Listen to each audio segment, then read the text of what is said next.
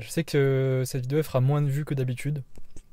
Parce qu'il n'y a pas de montage, parce qu'il n'y a pas de musique de fond, parce que la forme est moins intéressante que le fond.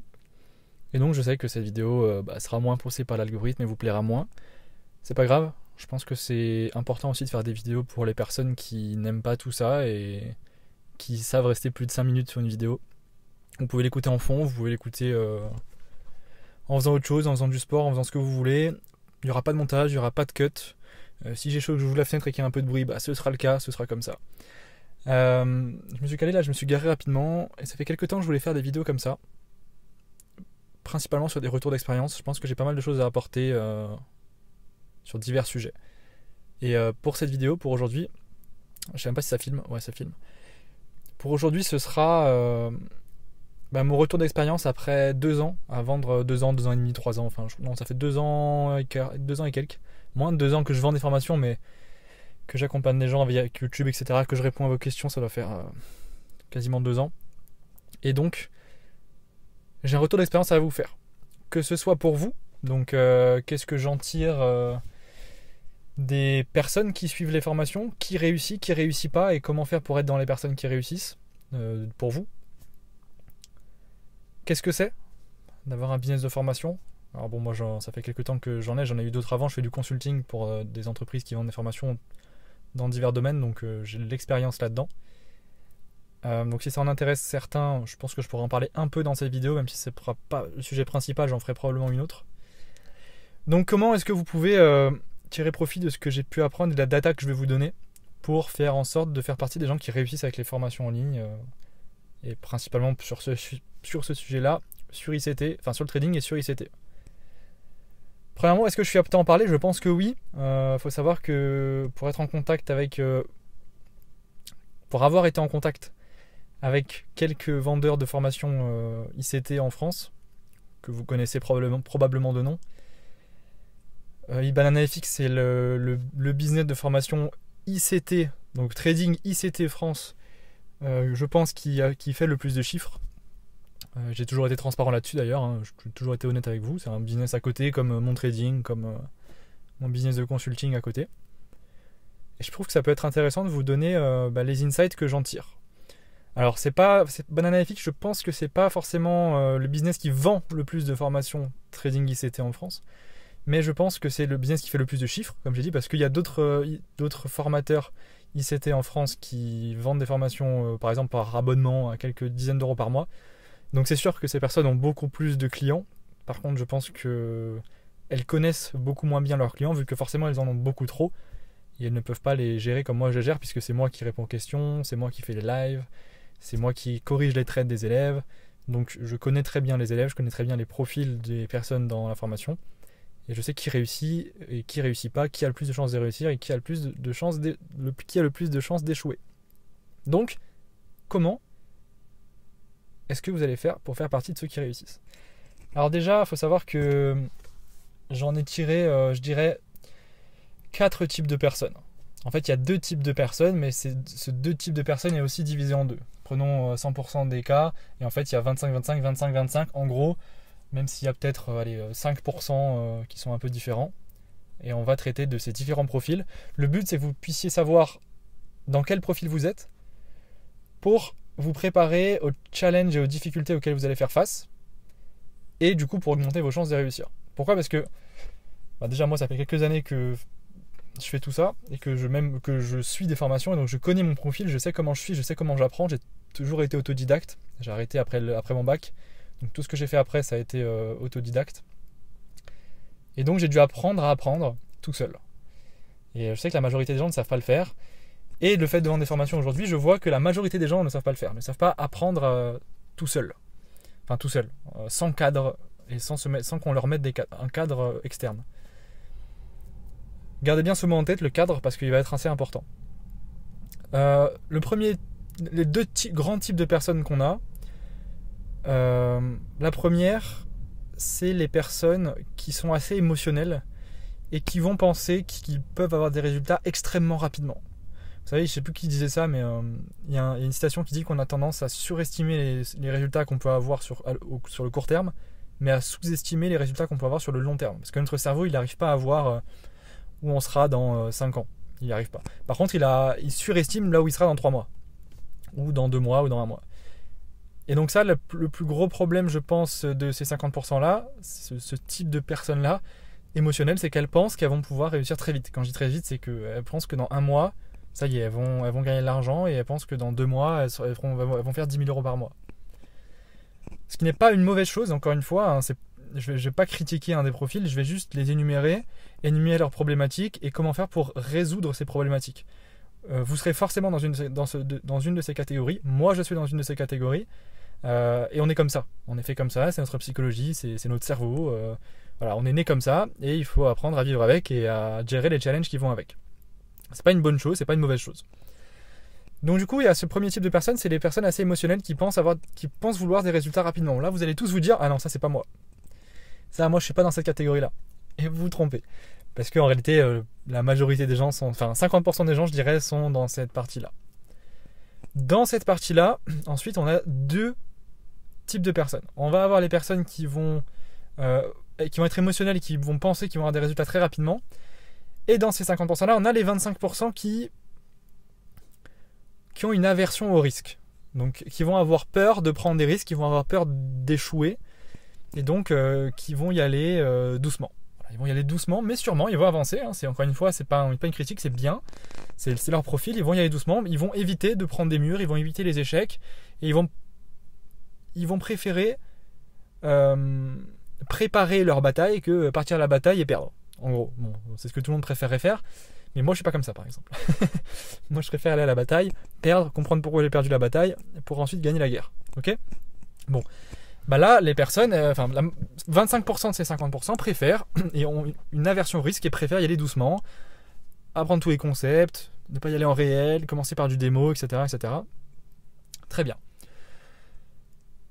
L'avantage de ces personnes, je vais faire avantage-inconvénient à chaque fois, l'avantage de ces personnes, c'est que elles vont réussir plus facilement que les autres, parce que psychologiquement, ça va être plus facile, vu qu'elles vont faire face à moins d'échecs et à des échecs surtout beaucoup moins intenses. Le downside par contre, l'inconvénient, c'est que ça va être plus long.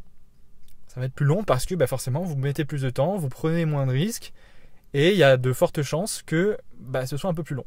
Ce qui n'est pas encore une fois une mauvaise chose. Si vous êtes prêt à ça, c'est ok. Mais là vous voyez qu'on a déjà une dissonance. On a une dissonance parce qu'on est dans la catégorie des personnes qui sont émotionnelles et qui veulent aller vite. Par contre, ils ont une aversion au risque. Donc en fait, c'est un peu contradictoire les deux. Et du coup, vous pouvez vous retrouver avec la pire partie des deux. C'est-à-dire que vous allez être émotionnel et vouloir aller vite. Sauf que vous n'allez pas prendre de risque. En fait, vous allez avancer lentement. Et c'est là où on va rentrer dans la partie psychologique qui est très intéressante. Qui est le cercle vertueux et le cercle vicieux. Alors, juste avant de vous en parler, je vais vous parler de la deuxième partie de ces 50%, qui va être justement la partie très émotionnelle, donc les premiers 50%.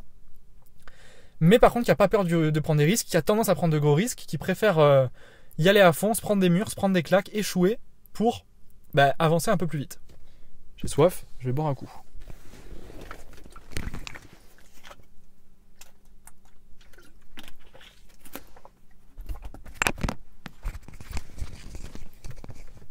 Ah, il m'a perdu.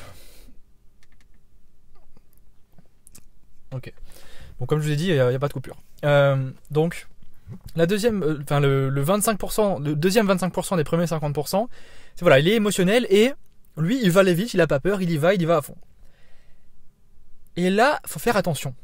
Parce que là, ça va être beaucoup d'entre vous qui vont se reconnaître là-dedans, vous allez accepter les pertes. Et typiquement, si je dois donner une comparaison, le premier type de personne, c'est la personne qui, sur son challenge FTMO, il va risquer 0,25% par trade pour y aller doucement mais sûrement et réussir sur l'horizon 3 mois, 6 mois son challenge. Okay, le deuxième partie, c'est le mec qui va prendre 2% de risque et qui va accepter de perdre 3 challenges avant d'en valider un.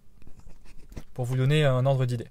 Moi, je fais plutôt partie de cette seconde partie-là. J'accepte de perdre 3 challenges pour en valider un. Je m'en fous tant que ça me permet d'aller plus vite, de faire plus d'erreurs. Je pars du principe que on apprend des erreurs. J'ai toujours fait comme ça depuis 10 ans dans l'entrepreneuriat. Et donc, je préfère aller vite vers les erreurs pour vite résoudre ces problèmes et apprendre de ces erreurs. Le downside à ça, le problème, donc l'avantage c'est que vous faites plus vite des erreurs et donc vous êtes censé apprendre plus vite. Je dis bien censé. Pourquoi ? Parce que la problématique à ça, c'est que vous allez avoir des difficultés psychologiques. Dans le sens où, en effet, il y a des fois où vous allez très vite progresser. Pourquoi ? Parce que en étant dans ces premiers 50% émotionnels, vous allez être super motivé. Vous allez être super motivé. En étant super motivé, vous allez beaucoup travailler. En travaillant beaucoup, vous allez probablement aller plus vite que les autres, que les 50 autres % dont on n'a pas encore parlé, qui eux vont aller plus lentement, qui sont plus rationnels sur leurs résultats, qui vont plutôt vouloir avoir des résultats d'ici un an et demi. Alors vous les voulez en 5 mois par exemple. Donc du coup, vous allez vous motiver à fond, vous allez travailler à fond. Et j'ai chaud. Donc vous allez travailler à fond et vous allez aller plus vite que les autres. C'est cool, c'est très bien. Le problème, donc là ça va faire un cercle vertueux. Vous allez travailler plus que les autres, donc vous allez avoir plus de résultats que les autres. Vous allez voir que vous avez des résultats, donc ça va vous motiver. Vu que vous êtes motivé, vous allez travailler encore plus. Vu que vous travaillez encore plus, vous allez avoir encore plus de résultats, etc., etc. Et ça monte. C'est un cercle vertueux. En fait, l'élément principal de ça, c'est la motivation. Pourquoi ? Parce que le fait de voir qu'on évolue, ça donne de la motivation. La motivation donne envie de travailler. Le fait de travailler, on voit qu'on a des résultats. En voyant qu'on a des résultats, ça nous motive, et ainsi de suite, et ainsi de suite, et ainsi de suite. Le problème, en étant la personne qui accepte de se prendre des claques dans la gueule pour faire des erreurs et apprendre de ses erreurs, c'est que ces erreurs vont vous démotiver. Et qui dit démotivation dit cercle non plus vertueux, mais cercle vicieux. Dans le sens où au lieu d'être motivé, travailler plus, etc., ça va être l'inverse. Vous allez avoir un échec, vous allez être en down psychologique. Vu que vous allez être un peu en down psychologique, vous aurez moins envie de travailler. Vu que vous aurez moins envie de travailler, vous allez avoir moins de résultats. Et vu que vous avez moins de résultats, vous aurez moins de motivation. Vu que vous aurez moins de motivation, vous aurez moins envie de travailler. Et vu que vous aurez moins, etc., etc., etc. En fait, c'est le cercle à l'envers. Donc voilà pourquoi il y a des avantages et des inconvénients. Le fait de vouloir avancer sans trop de risques, ça vous évite ces gros downs psychologiques, même si vous allez les avoir, mais ils vont être beaucoup moins intenses. Mais par contre, c'est un peu plus lent. Alors que le fait d'accepter les claques et d'aller plus vite, ce que moi j'ai toujours préféré, ça va vous permettre d'aller plus vite parfois, mais par contre, vous allez aussi vous prendre des grosses claques et ça va être très dur d'en sortir. Et si vous n'arrivez pas à en sortir, vous allez abandonner. Donc déjà, il faut que vous soyez conscient à quelle catégorie vous appartenez dans ces deux-là. Est-ce que vous êtes plutôt du style à accepter les claques, accepter les échecs, prendre des risques et du coup avoir des échecs et avoir des downs psychologiques et être à deux doigts d'abandonner? Ou est-ce que vous êtes plutôt du genre à l'inverse, à avoir une aversion au risque, donc un peu la peur du risque, et à y aller vraiment doucement? Selon ces deux choses, vous allez avoir des réactions différentes et des problèmes différents. Si vous êtes plutôt du genre à y aller doucement et à pas prendre trop de risques, vous n'aurez pas l'habitude d'avoir les périodes de down psychologique. Ce qui veut dire que quand vous allez faire face à un petit down psychologique, ça va être difficile pour vous. Moins que pour l'autre personne, même si elle a l'habitude, mais ça va quand même être difficile.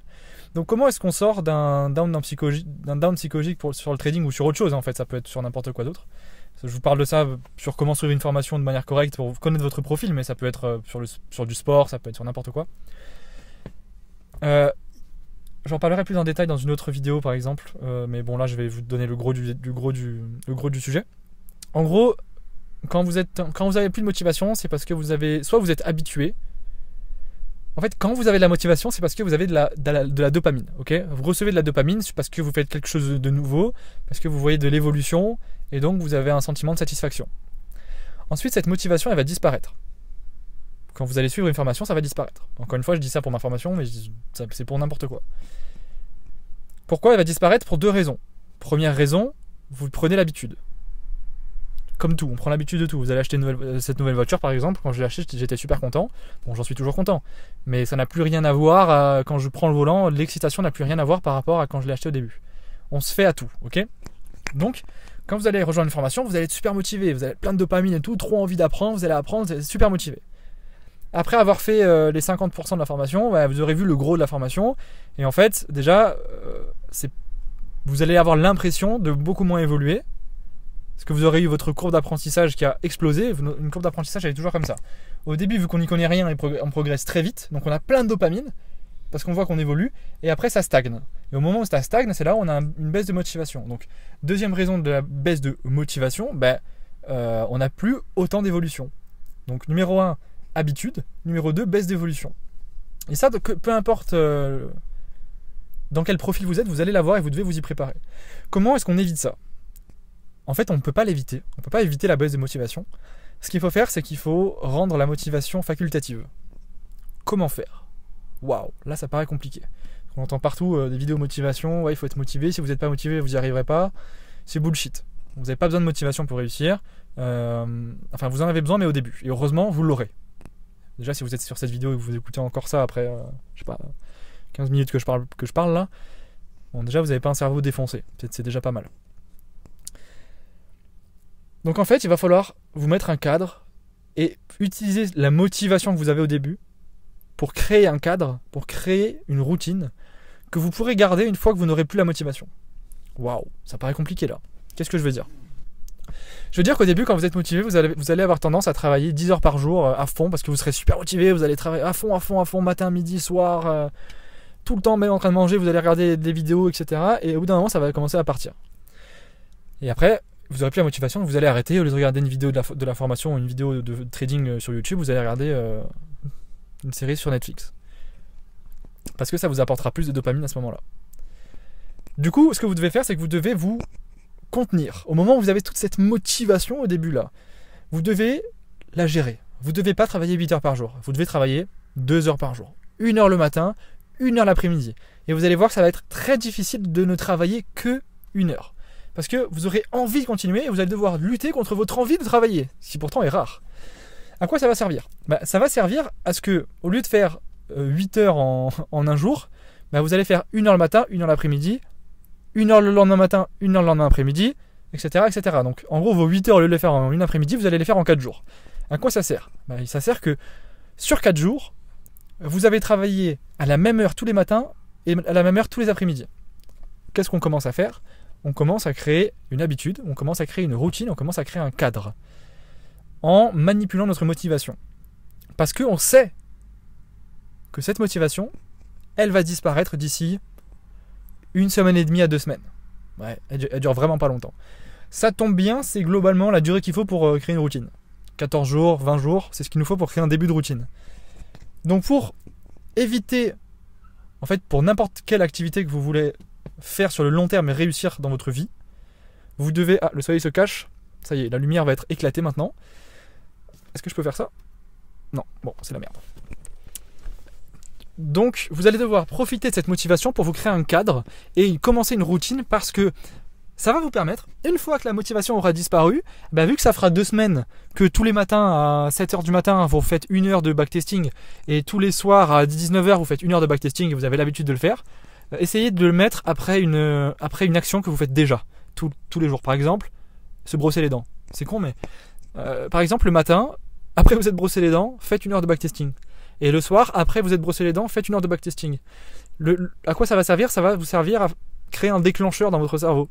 En mode, ok, je me suis lavé les dents, maintenant je vais backtester 1 heure. C'est logique. Comme je mange, je vais me laver les dents. Enfin, je réfléchis pas à aller me laver les dents. Je me dis pas, ah putain, je dois me laver les dents. Non, enfin, je mange, je me lave les dents. Point. Là, le fait de mettre cette habitude de backtest après une habitude que vous faites déjà, ça va être le déclencheur de l'habitude suivante. Et en fait, c'est un peu comme un domino. Vous faites tomber le premier domino qui est de vous laver les dents, et en fait, ça va te faire tomber automatiquement le troisième qui est de partir en backtesting. Et donc, faire cette première habitude, utiliser cette motivation pour créer cette habitude, ça va vous permettre, après 2 semaines, quand vous aurez plus votre motivation, après vous êtes brossé les dents, de quand même aller faire votre backtesting, parce que ça fait 2 semaines que vous le faites et vous avez pris l'habitude. Tout simplement. Donc ça, c'est la première chose. Ensuite, c'est pas la première chose, c'est la chose la plus importante pour réussir en suivant une formation. Pourquoi? Parce que personne ne vous donnera de cadre. Vous n'êtes pas au travail, vous n'avez pas de patron, vous n'avez pas un prof, vous n'avez rien de tout ça. Personne ne va venir vous taper sur les doigts pour vous dire « Oh, tu l'as pas fait ». Personne. Et vous ne le ferez pas. Donc moi, je sais que quand j'ai ces périodes de down, du coup, sur un domaine sur lequel je suis en train d'apprendre et que je suis en train d'essayer de mettre une routine en place, qu'est-ce que je vais faire? Alors ça va paraître vendeur de formation, mais bon, ça va paraître bateau, mais je vais prendre un suivi, on va dire. Je vais prendre un coach, que ce soit un ami, que ce soit un professionnel, peu importe. Je vais faire en sorte d'être redevable de quelqu'un. Que ce soit par exemple sur le sport avec un coach, ou alors sur le sport avec un ami, sur lequel on se dit voilà, tous les jours à midi on vient à la salle. ou que ce soit sur le trading avec un ami trader, parce que par exemple, je sais pas, je suis en période de down depuis quelques temps, je suis plus trop motivé, et du coup, avec un ami trader, on se dit voilà, tous les jours on s'appelle à telle heure et on trade ensemble.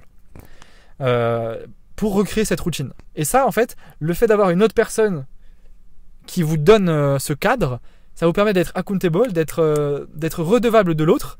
Et c'est un peu comme si vous aviez un patron qui vous obligeait à faire quelque chose, ou c'est un peu comme si vous aviez un prof qui vous oblige à faire quelque chose quand vous étiez à l'école. Alors je sais que vous détestez ça, mais en réalité pour la productivité c'est excellent, parce que combien de fois vous n'auriez pas fait vos devoirs s'il n'y avait pas de prof pour le vérifier, et combien de fois vous n'auriez pas fait votre travail s'il n'y avait pas votre patron pour le vérifier.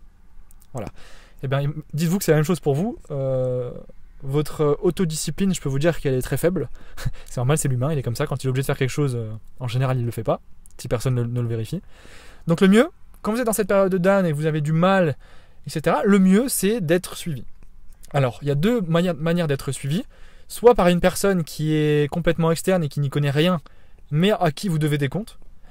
C'est pas la meilleure. La deuxième, c'est d'être suivi forcément par une personne qui est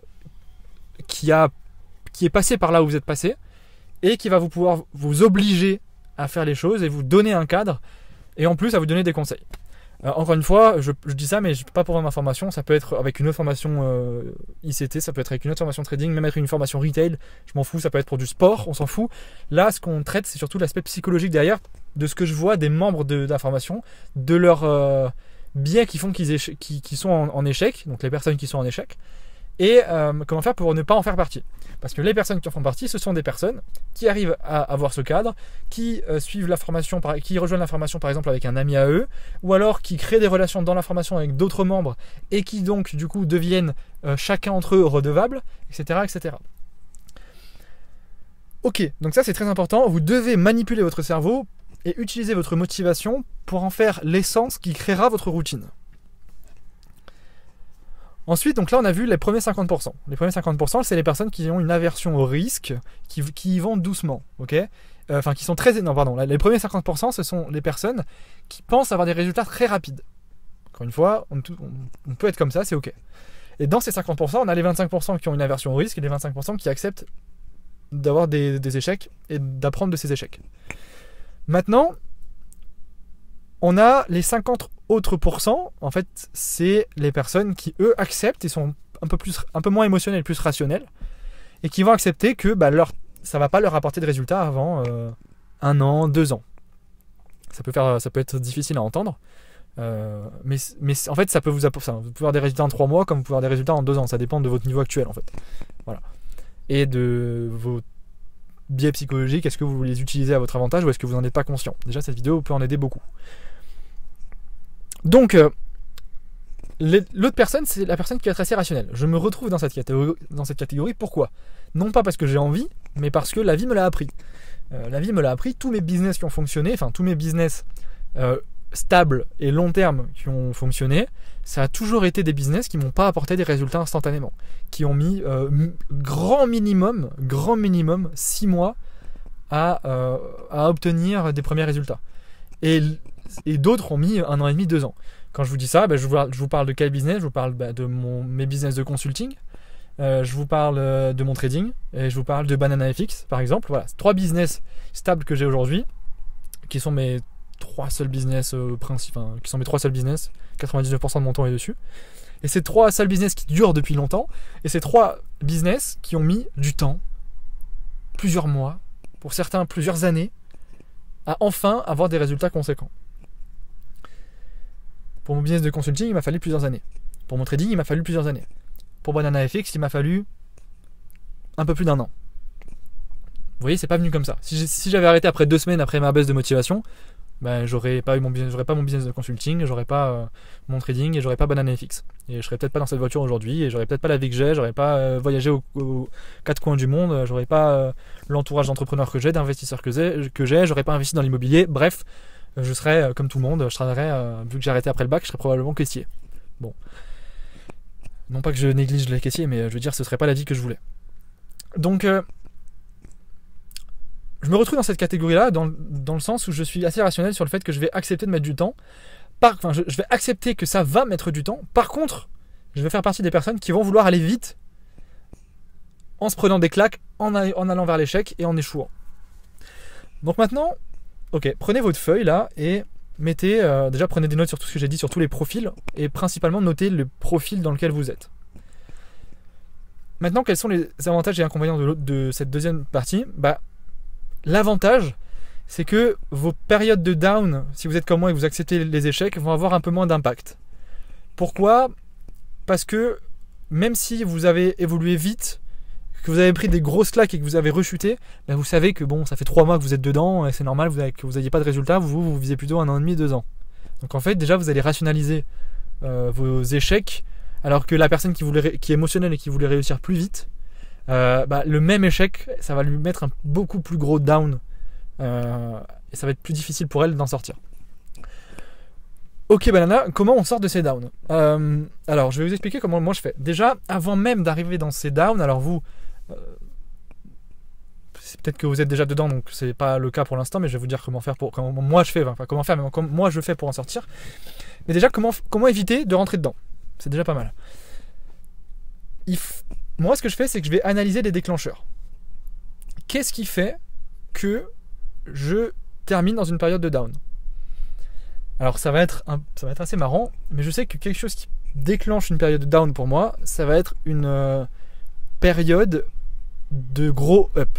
C'est-à-dire que je vais gagner par exemple beaucoup d'argent sur une certaine période, et du coup je vais être super motivé, je vais aller encore plus all-in à l'intérieur, et c'est à ce moment-là, où je vais encore plus all-in, parce que je me dis putain c'est bon, j'y arrive trop bien et tout, je gagne plein d'argent, c'est ok, j'y vais encore plus à fond, et c'est à ce moment-là, où j'y vais encore plus à fond, que je suis en train de me ruiner.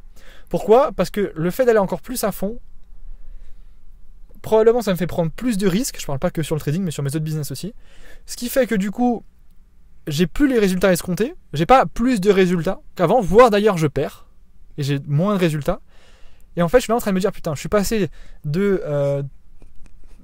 objectifs que je voulais à au final y aller encore plus fort et perdre.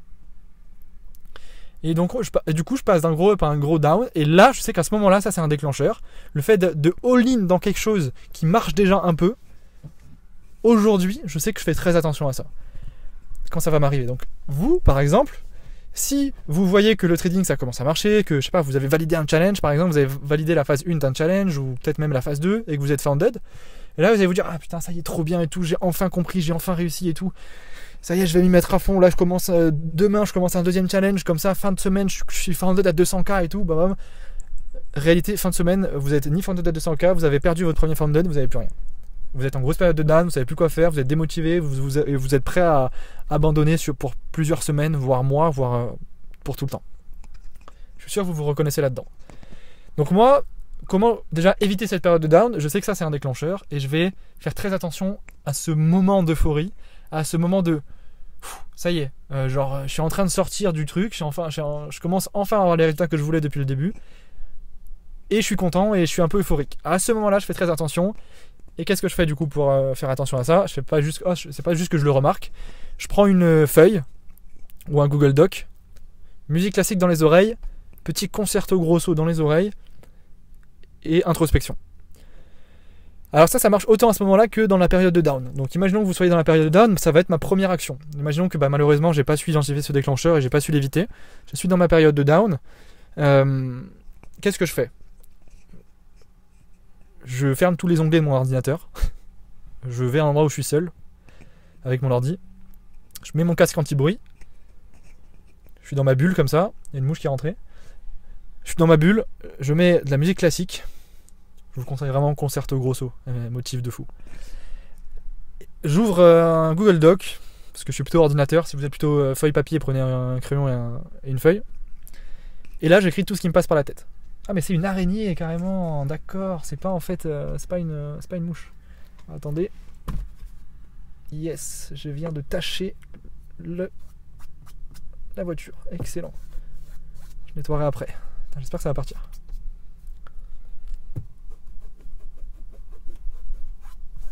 Merde, bon c'est pas grave.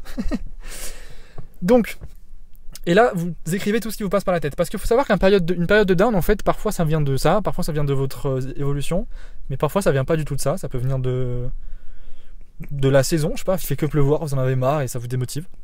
Ça peut venir de vos relations, ça peut venir de votre entourage, ça peut venir de votre période de vie, et ça peut venir aussi de votre travail, ça peut venir de vos objectifs, ça peut venir de votre confiance en vous, ça peut venir du manque de sport. Et en fait, vous pouvez pas le savoir. Enfin, en fait, vous le savez, mais votre cerveau, il est tellement fucked up, il est tellement... j'ai perdu le mot. Il est tellement sursollicité, tout le temps, H24, j'espère que vous voyez pas ça, H24, par l'extérieur, par les gens autour de vous, par le bruit à l'extérieur, par les voitures, par, je sais pas si vous habitez en ville ou pas, mais par les gens, par les messages, par les réseaux sociaux, par tout ça, qu'en fait, vous ne laissez jamais le temps de souffler, réfléchir, faire le tri de toutes les informations. Je sais pas combien de fois vous faites ça par jour, par semaine, mais ça aussi j'ai appris à le faire, j'ai appris à méditer, j'ai appris à couper mon téléphone. J'ai plus les réseaux sociaux sur mon téléphone depuis 4 ans peut-être. Pourtant je poste bien du contenu sur YouTube, etc. Mais sur mon téléphone j'ai plus rien, j'ai tout sur l'ordinateur. J'y vais une fois par jour sur Instagram pour répondre à mes messages. J'ai pas TikTok, j'ai pas Twitter, j'ai pas Facebook, j'ai plus rien depuis 4 ans. Et là vous allez découvrir la puissance de votre cerveau en fait. Vous allez le laisser réfléchir. Au lieu de le solliciter, il va s'auto-solliciter.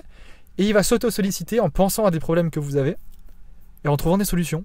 Je sais pas si ça vous est déjà arrivé de veiller tard le soir pour trouver une solution à un problème et en fait vous n'y arrivez pas, vous vous couchez, le lendemain matin vous trouvez la solution en 3 minutes.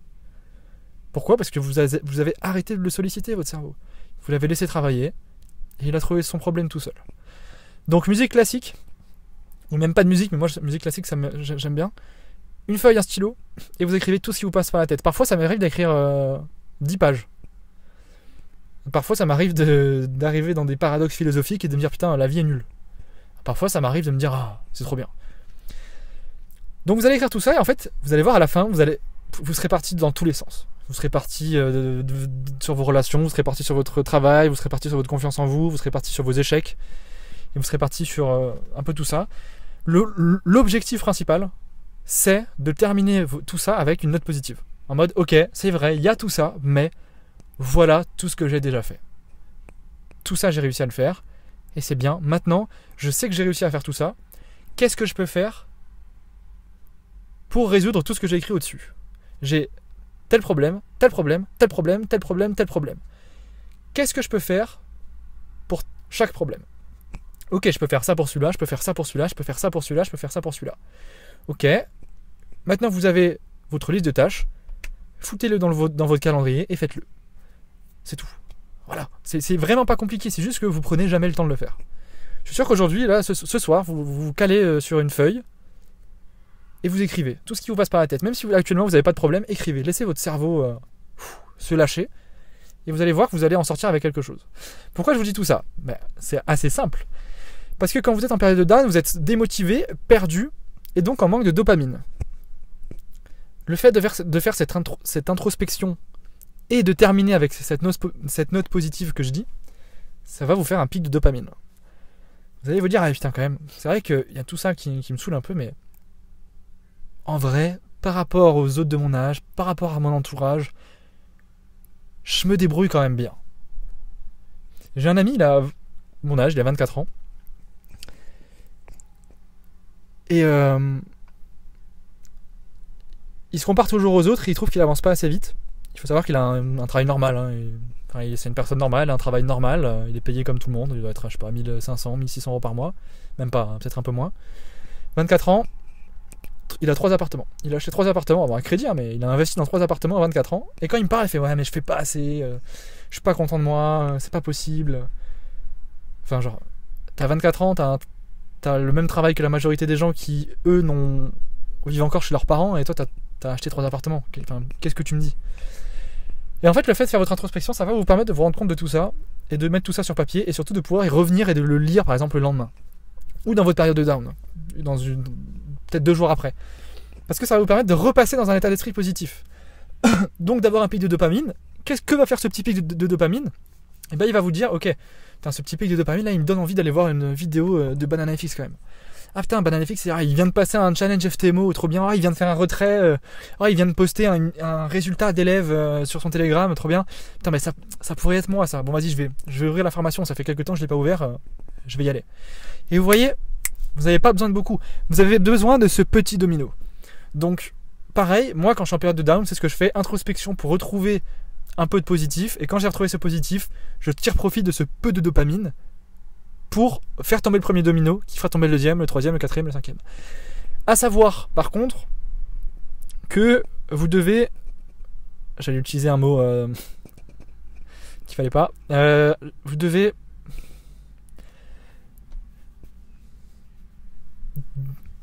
dénoyer, non, bon, je trouve pas le mot en français. Vous devez dératiser, vous devez nettoyer votre cerveau. Pourquoi ? Parce que là, je vous parle de dopamine depuis tout à l'heure, et vu que vous êtes constamment sollicité, votre cerveau a un besoin en dopamine extrêmement élevé, probablement. Et donc, le fait de faire tout ça, ça va être difficile parce que vous allez être un peu en dépression, parce que vous n'aurez pas la dopamine dont vous avez besoin, et ça va prendre un certain temps à votre cerveau pour s'adapter à ce nouveau standard de dopamine dans votre cerveau. C'est ok, il faut l'accepter. Encore une fois, je vous dis tout ça parce que c'est ce qui va se passer. Okay, c'est la réalité derrière le marketing des formations, derrière le marketing du trading, derrière le marketing de vivre ce qu'on veut, derrière le marketing d'avoir la voiture de ses rêves. C'est ce qui se passe en réalité.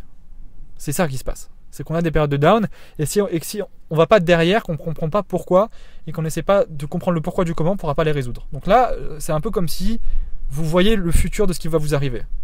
Ok, ça c'est sûr que ça va vous arriver. Soyez-en sûrs. Si vous ne faites pas tout ça, ça n'arrivera pas. Ensuite, un autre type de personnes qui arrivent dans la formation, ils me font toujours rigoler. Eux. Alors ils me font rigoler, c'est les personnes qui sont tellement sûres d'eux, qui pensent qu'elles n'ont rien à apprendre. Elles sont tellement pas coachables qu'elles n'acceptent pas le fait de ne pas tout savoir. Exemple simple, et là vous allez en faire partie, parce que vous êtes forcément retrouvé là-dedans un jour. Le journal de trading. Combien d'entre vous font un journal de trading ? Je pense qu'il y en a très peu. Dans la formation, toutes les personnes qui ont eu des résultats, elles ont tous un journal de trading. Tous. Alors je dis pas qu'il faut un journal de trading, enfin si en fait, je dis qu'il faut un journal de trading pour réussir. Je dis pas que toutes les personnes qui font un journal de trading réussissent, parce qu'il y a plein de choses à côté, mais je dis que toutes les personnes qui réussissent ont un journal de trading. Donc quand je vois des gens qui rejoignent la formation, et que ça fait 2 semaines qu'ils sont là, 3 semaines qu'ils sont là, et que au live hebdomadaire, je vois toujours pas leur trade à corriger, je sais que ces gens-là, ils ont quasiment aucune chance de réussir. En tout cas, à ce moment-là. Quand ils s'en seront rendus compte, peut-être que ça viendra. Mais à ce moment-là, c'est pas possible. Donc soyez coachables, même s'il y a un truc qui vous fait chier que vous voulez pas le faire, faites confiance en la personne qui est déjà passée par là où vous êtes passé et faites-le. Ensuite, le dernier type de personnes, et ça c'est ceux qui me font le plus rire, et attention, parce que vous risquez d'en être victime, parce que on en est tous victimes, finalement on est tous un peu pareils, hein. Enfin on est tous humains, on a tous la même psychologie, on a tous le même cerveau globalement, donc on est tous victimes des mêmes biais psychologiques, et celui-là il est assez grave parce qu'il est vraiment vicieux. J'en suis victime aussi. Quand vous allez acheter une formation, vous allez avoir une satisfaction. Parce que vous aurez sauté le pas. C'est un truc que vous hésitiez à faire depuis longtemps, que vous voulez faire depuis longtemps, qui vous donne envie depuis longtemps. Et là, en fait, vous venez de vous faire plaisir en rejoignant une formation en ligne. Enfin, en ligne, pas que en ligne d'ailleurs, ça peut être une formation en physique, ça peut être n'importe quoi. Même être un programme sportif, ça peut être un programme sportif. Vous venez d'acheter un programme sportif que vous voulez faire depuis longtemps.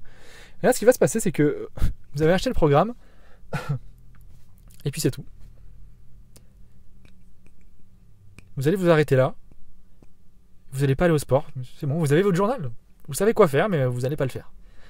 Et c'est vrai que les formations en ligne, c'est amplifié parce que, encore une fois, vous n'avez pas de cadre.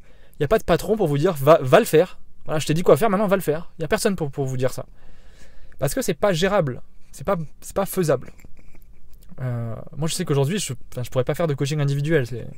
D'ailleurs, pour avoir fait des coachings individuels, c'est pour ça que j'ai arrêté d'ailleurs, j'ai quand même des gens qui ne feront rien. Bon, voilà. Là, vous allez vous dire, mais ils sont sérieux ou quoi ? Moi, si BananaFX, ils me coachaient... Non, c'est pas vrai. Je peux vous dire qu'après 3 mois, vous en auriez marre. Vous auriez l'habitude et vous ne le feriez plus. Et moi aussi, encore une fois, je suis le premier victime de ça. Donc c'est aussi une introspection tout ça. Donc du coup, qu'est-ce qu'il faut en tirer ? Il faut surtout se préparer à ça. Il faut vous dire que quand vous allez rejoindre une formation, votre cerveau va voir ça comme une fin. Il va voir ça comme une fin en soi. Vous allez avoir votre pic de dopamine comme si vous aviez déjà réussi. Vu que vous avez fait un pas vers la réussite, vous allez vous dire ah putain yes, c'est trop bien. Ça, j'en suis délesté. Alors que là, vous êtes délesté de rien à part une somme monétaire. Voilà, c'est tout. C'est tout ce dont vous vous êtes délesté. Ok ? Vous avez fait un pas, mais vous en reste 300 à faire.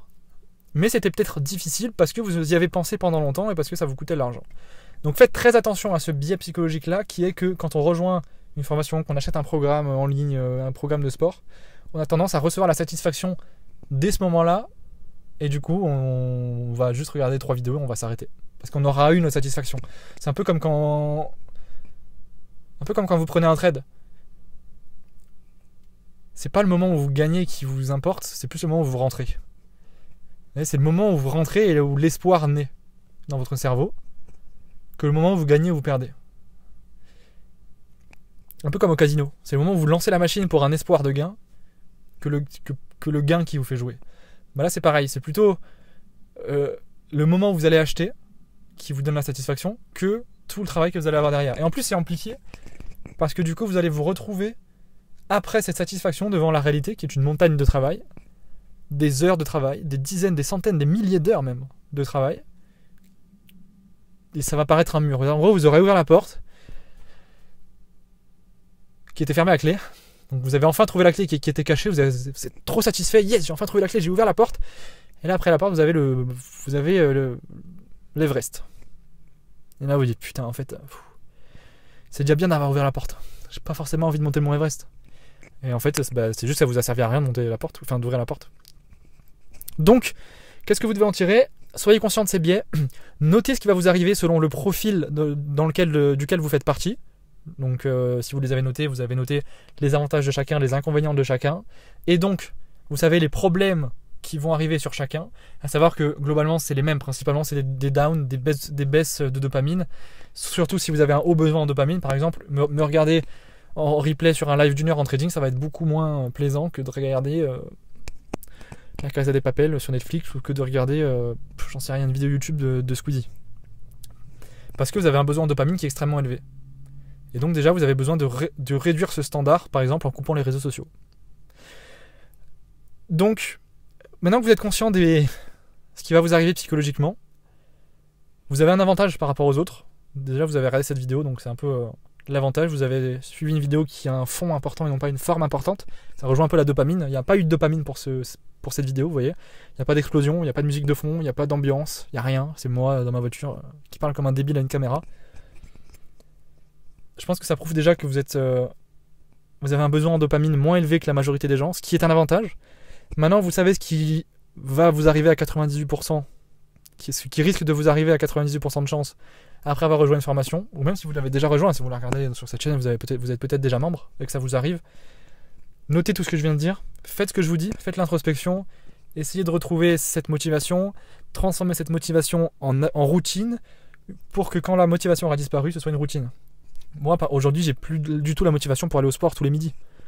Mais en fait, j'en ai pas besoin, je réfléchis pas. Je vois qu'il est 11h, je me lève, je prends ma serviette, ma bouteille d'eau et j'y vais, quoi. Je me dis même pas est-ce que j'y vais, c'est j'y vais, c'est tout. Et ça doit être pareil pour le trading et pour ça, vous devez utiliser la motivation pour créer ça. Forcez-vous. Au début, vous n'aurez pas besoin de vous forcer parce que vous aurez trop de motivation. Au début, vous aurez besoin de vous forcer pour ne pas trop travailler. Mais c'est ce qui va vous permettre de garder l'envie sur 15 jours, qui va vous permettre de créer votre habitude et qui va vous permettre de continuer sur 6 mois, 1 an, 2 ans, 6 ans. Ensuite, trouvez-vous, en plus de ça, une personne avec qui vous le faites, donc que ce soit un coach, que ce soit un ami, ou que ce soit une personne à qui vous êtes redevable et à qui vous devez rendre des comptes, en étant radicalement honnête. Vous devez être radicalement honnête. Si vous avez échoué, vous devez dire que vous avez échoué. Si vous n'avez pas eu le courage ou la discipline de le faire, vous devez le faire. Parce que si vous n'y faites pas face et que vous mentez à l'autre en disant ouais mais en fait j'ai eu autre chose à faire, ou vous dites que vous l'avez fait alors vous l'avez pas fait, vous sauvez votre ego, vous sauvez votre image sociale, mais vous enterrez votre vie. Alors que si vous êtes honnête, la personne va comprendre ça, va aimer ça, et saura vous aider à vous donner des conseils, ses observations, et vous aurez un feedback bien plus intéressant que est-ce que tu as réussi? Oui, j'ai réussi. Ah cool. Alors qu'en réalité, vous n'avez pas réussi. Voilà, vidéo différente. On aura d'autres. J'espère que ça vous plaît. Je pense qu'elle fera moins de vues. Mettez-moi en commentaire si ça vous plaît. Et je vous dis à très vite. Ciao.